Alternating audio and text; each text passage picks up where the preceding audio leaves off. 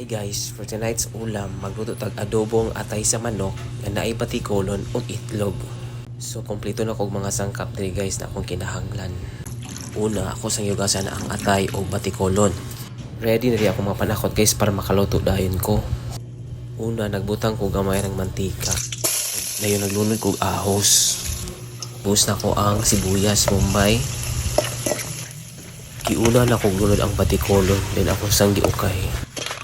Sunod na kong gilunod ang atay sa manok. So after 5 minutes, ako na po siyang gimikos-mikos pag-ubay. So nagbutang ko gamayng sili, pamintang dahon, pamintang liso, oyster sauce, patis, dayon ground pepper. Dayon ako sang gimikos-mikos guys, then gitakluban.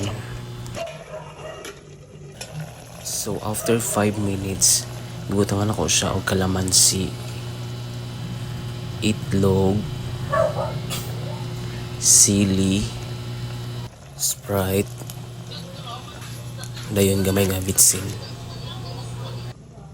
After 5 minutes, medyo ni hubas na siya. Takloban sa nako balik mga 5 minutes para totally maluto siya.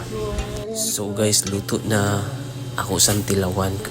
Kung lami ba? Baling lami